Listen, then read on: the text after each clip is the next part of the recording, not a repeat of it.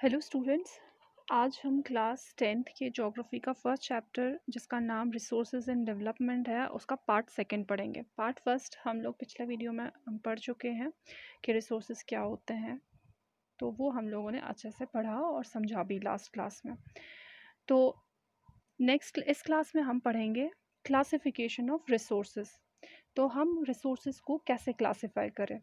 Resources को हम बहुत तरीक़ों से क्लासिफाई करते हैं और उनमें जो है जैसे on the basis of origin, on the basis of exhaustibility, on the basis of ownership, on the basis of status of development, ये सब आज हम पढ़ेंगे, ये वाली क्लासिफिकेशन रिसोर्सेज की। तो सबसे जो पहली क्लासिफिकेशन है वो है on the basis of origin. On the basis of origin में सबसे पहला जो आता है वो बायोटिक रिसोर्सेज होता है। बायोटिक रिसोर्सेज क्या होते हैं? बायोटिक रिसोर्सेज वो रिसोर्सेज होते हैं जो हमें जिनमें लाइफ पाई जाए। ठीक है, बायोटिक, बायो तो उसमें बायो आता है, बायो मीन्स लाइफ। ठीक है, तो वो रिसोर्सेज जो हम बायोस्फीयर से ऑब्टेन करते हैं और जिनमें लाइफ होती है उनको हम बायोटिक रिसोर्सेज कहते हैं। फॉर एग्जांपल ह्यूमन बींग्स हैं, प्लांट्स है, flora and fauna, plants and animals है, इन सब को क्या बोलते हैं हम? Biotic resources. तो नेक्स्ट जो है वो एबायोटिक रिसोर्सेज है। एबायोटिक रिसोर्सेज कौन से रिसोर्सेज हुए? वो resources that are composed of non living things, for example rocks and metals. ठीक है, रॉक्स में जान है? नहीं। मेटल्स में जान है? नहीं। या जो मिनरल्स आप एक्सट्रैक्ट करते हो अर्थ से, क्या उनमें जान है? नहीं। तो ये सारी जो चीज़ें हैं इनको क्या बोलते हैं? एबायोटिक रिसोर्सेज बोलते हैं। नेक्स्ट जो क्लासिफिकेशन है वो है on the basis of exhaustibility. On the basis of exhaustibility मतलब क्या होता है? ये कैसे इस क्लासिफिकेशन को हम कैसे एक्सप्लेन करेंगे? मतलब कि कोई भी रिसोर्स जो है वो कब तक रन आउट करेगा या वो कब तक चलेगा। क्या वो रिन्यू दोबारा से होगा या बिल्कुल ख़त्म ही हो जाएगा कंटिन्यूस यूटिलाइजेशन के बाद। ठीक है, तो इसमें सबसे पहला आता है रिन्यूएबल रिसोर्स। रिन्यूएबल रिसोर्सेज वो रिसोर्सेज होते हैं दैट कैन बी रिन्यूड और रिप्रोड्यूस्ड। ठीक है, जिसको हम बार बार रिन्यू कर सकते हैं और रिप्रोड्यूस कर सकते हैं बाय फिजिकल, केमिकल और मैकेनिकल प्रोसेसेस से हम इसको बार बार रिन्यू कर सकते हैं। उन रिसोर्सेज को बोलते हैं रिन्यूएबल रिसोर्सेज। इसमें जैसे फॉर एग्जांपल आता है solar energy, wind energy, water, forest etcetera.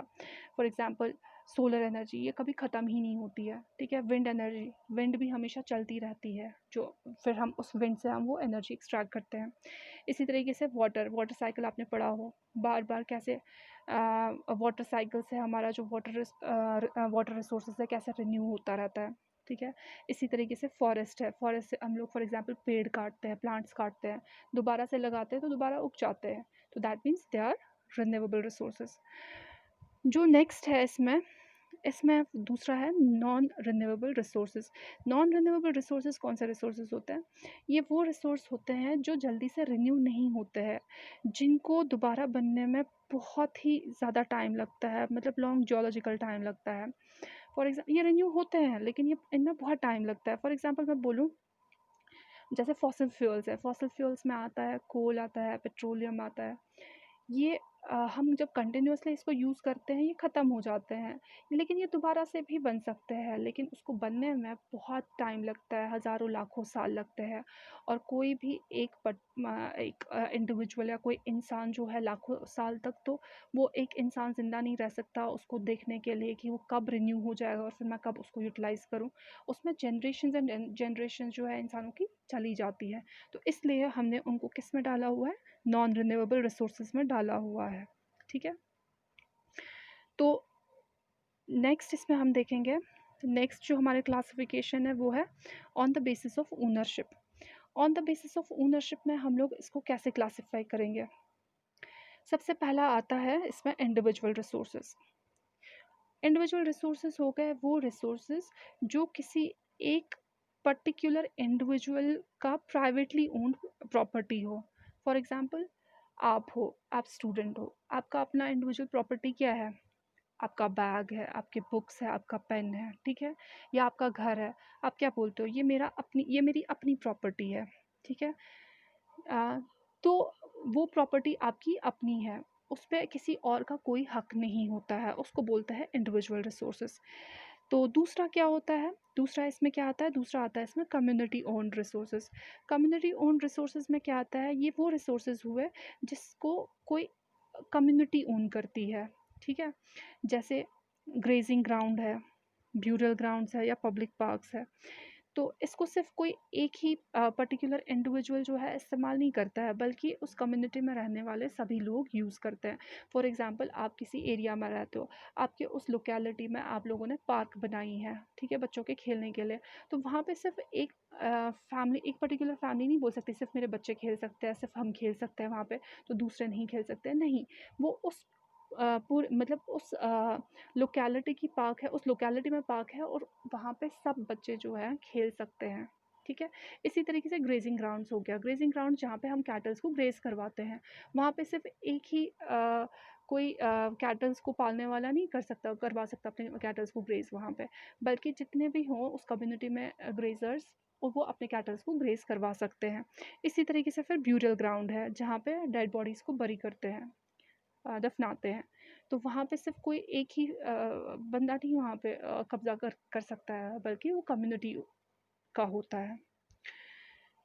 अच्छा, तो नेक्स्ट इसमें जो है वो है नेशनल रिसोर्सेज। तो नेशनल रिसोर्सेज जो है वो कम्युनिटी से थोड़ा सा ज़्यादा है। नेशनल रिसोर्सेज में क्या होता है, ये वो रिसोर्सेज होते हैं, एक्चुअली इसको बोलें तो ये जितने भी रिसोर्सेज हमारे कंट्री में है वो हमारी कंट्री को बिलोंग करते हैं। जितने भी रिसोर्सेज हमारे पास है, चाहे प्राइवेटली ओन्ड रिसोर्सेज हो, चाहे कम्युनिटी ओन्ड रिसोर्सेज हो, वो सब के सब जो है वो किसको बिलोंग करते हैं, वो नेशन को बिलोंग करते हैं। मैं बोलूँ फॉर एग्जांपल, हम जैसे रोड्स बनाते हैं, कनाल्स बनाते हैं, गवर्नमेंट हमारे लिए रोड्स बनाती है, रेलवे लाइंस बिछाती है, कनाल्स बनाती है। तो वो वहाँ पे कौन-सी ज़मीन जो है वो उनको अगर ज़रूरत पड़ती है, तो वो किसी प्राइवेटली ओन्ड प्रॉपर्टी जो होती है उनकी भी वो लेती है, ताकि वो लोगों की फैसिलिटी के लिए, लोगों की सहूलियत के लिए जो है इंफ्रास्ट्रक्चर बनाए, और इसलिए वो क्या करती है, वो उनसे प्रॉपर्टी ले, नो डाउट उनको कॉम्पेंसेट करती है, उनको कॉम्पेंसेशन देती है, लेकिन जब भी उसको ज़रूरत पड़ी तो आपके पास जो भी आपकी अपनी प्रॉपर्टी हो गवर्नमेंट वो भी ले सकती है, ठीक है। तो वहाँ पे आप नहीं बोल सकते हो ये मेरी प्रॉपर्टी है, क्योंकि गवर्नमेंट को डेवलपमेंट के लिए अगर आपकी कोई चीज़ ज़रूरत है तो वो ले सकती है, आप उसको मना नहीं कर सकते हो। लेकिन आप मुफ्त में भी नहीं देते, आपको गवर्नमेंट पूरा कॉम्पनसेट करती है उसके लिए। तो इसी तरीके से फॉर एग्जांपल मैं बोलूँ, जैसे अर्बन डेवलपमेंट अथॉरिटीज़ है, वो क्या करते हैं, शहरों में सड़कें बनाते हैं, घर बनाते हैं या बाकी बिल्डिंग्स बनाते हैं। तो वो भी क्या होते हैं, अगर उनको ज़रूरत पड़ी तो वो किसी प्राइवेट इंडिविजुअल से भी उसकी प्रॉपर्टी ले सकते हैं, ठीक है। वहाँ पे आप मना नहीं कर सकते हो। तो नेशनल रिसोर्सेज में दूसरी चीज़ ये भी आती है, ओशियंस। ओशियंस में जो रिसोर्सेज होता है, तो हमारे नेशन के कोस्ट से 22.2 किलोमीटर तक जितना भी ओशन आता है, और उस ओशन में जितने भी रिसोर्सेज होते हैं वो हमारे नेशन के रिसोर्सेज होते हैं या किसी पर्टिकुलर नेशन के रिसोर्सेज होते हैं। अब ओशंस, जैसे फॉर एग्जांपल मैं बोलूँ कि हम लोग जब रोड्स पे जब हम लोग डिस्टेंस मेजर करते हैं वो हम किलोमीटर्स में मेजर करते हैं, लेकिन ओशंस में हम लोग डिस्टेंस को कैसे मेजर करते हैं, नॉटिकल माइल्स में मेजर करते हैं। तो इसलिए इसमें लिखा गया है कि all the resources within the political boundaries and oceanic area up to 12 nautical miles from the coast is termed as territorial water belong to the nation। मतलब इसका ये है, जितने भी रिसोर्सेज हमारी पॉलिटिकल बाउंड्रीज में आते हैं, या अगर हम लोग ओशनिक एरिया की बात करें, हमारे कोस्ट से लेकर 12 नॉटिकल माइल्स तक हमारे ओशन में जितना भी, उस ओशन में जितने भी रिसोर्सेज होते हैं वो उस नेशन को बिलोंग करते हैं, ठीक है।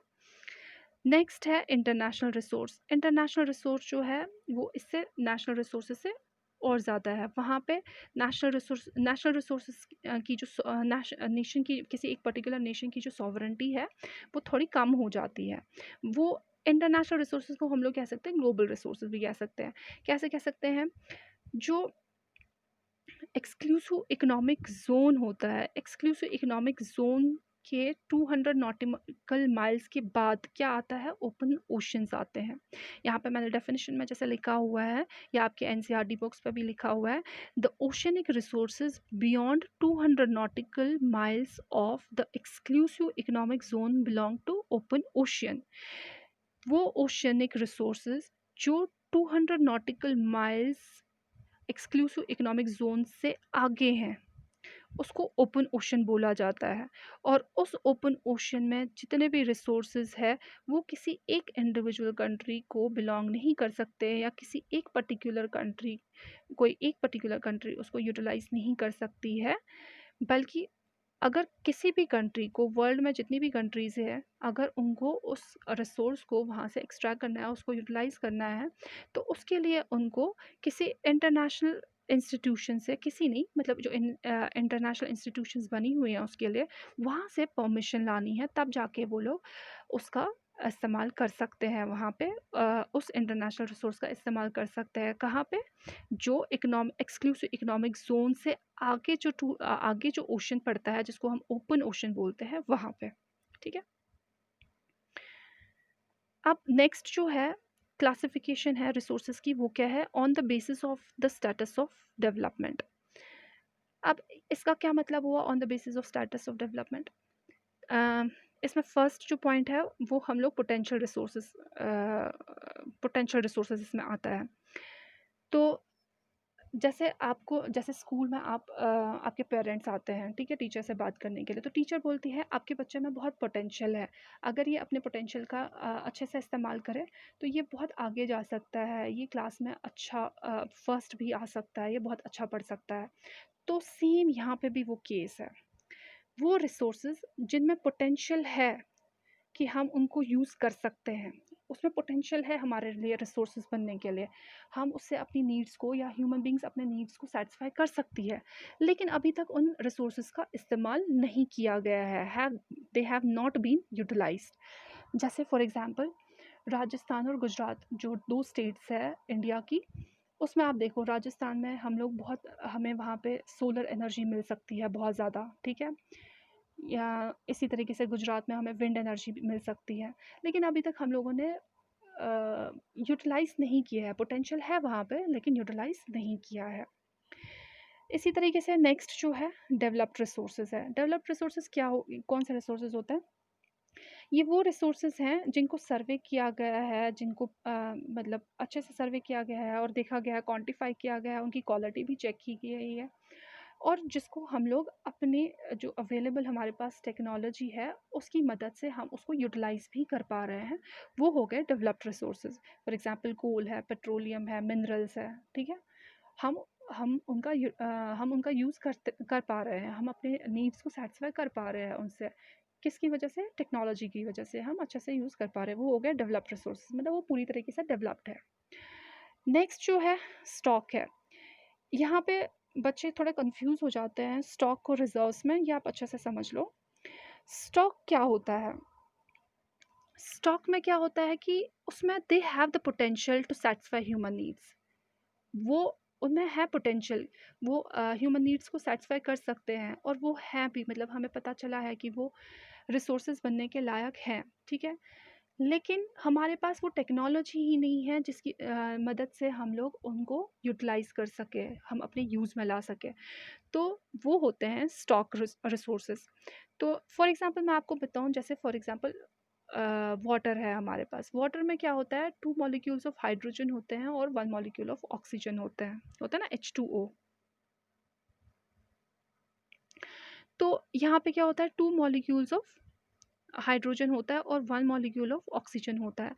अगर हम इसको ब्रेक कर पाए, अगर हमारे पास ऐसी कोई टेक्नोलॉजी हो कि हम इस वाटर से हम लोग इस हाइड्रोजन को निकाल सके, ठीक है, तो हाइड्रोजन जो है वो रिच सोर्स ऑफ एनर्जी है। अगर हम इस हाइड्रोजन को निकाल सकते हैं तो हम उसको एज एनर्जी यूज़ कर सकते हैं, ठीक है, और हमारे पास वाटर तो बहुत ज़्यादा पड़ा हुआ है अर्थ में, मतलब बहुत अबंडेंस में है हमारे पास वाटर। तो लेकिन हमारे पास जो है टेक्नोलॉजी है नहीं, इसलिए हम लोग इस हाइड्रोजन को वाटर से अलग नहीं कर पा रहे हैं, ठीक है। तो वो हो गया स्टॉक, स्टॉक रिसोर्सेज़ उनको कहा जाता है। तो होप कि आप लोगों को ये कन्फ्यूज़न यहाँ पे दूर हो गया हो। तो सिंपल सा है, इसमें ये याद रखना है कि रिसोर्सेज़ तो है हमारे पास, लेकिन हमारे पास टेक्नोलॉजी नहीं है उस रिसोर्स को इस्तेमाल करने के लिए, ठीक है? ये। दूसरा हो गया रिज़र्व, ये क्लासिफ़िकेशन का इस क्लासिफ़िकेशन का लास्ट है। लास्ट पॉइंट है रिज़र्व किसको बोलते हैं? रिज़र्व रिसोर्सेज़ में वो रिसोर्सेज़ आते हैं जो हम लोग रिज़र्व करके रखते हैं, ठीक है?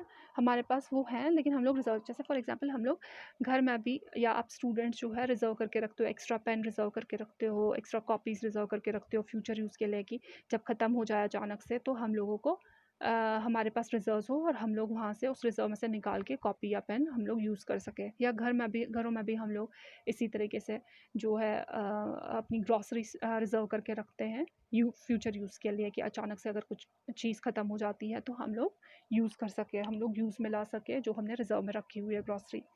सेम होता है हमारे नेशन में, जितने भी रिसोर्स, मतलब जो भी रिसोर्सेज़ है, फॉर एग्ज़ाम्पल हमारे पास बहुत सारे रिवर्स है इंडिया में, है ना? हिमालयन रिवर्स है, पेरिनियल रिवर्स है, जिसमें हमेशा पानी बहता रहता है, और दूसरे रिवर्स भी है।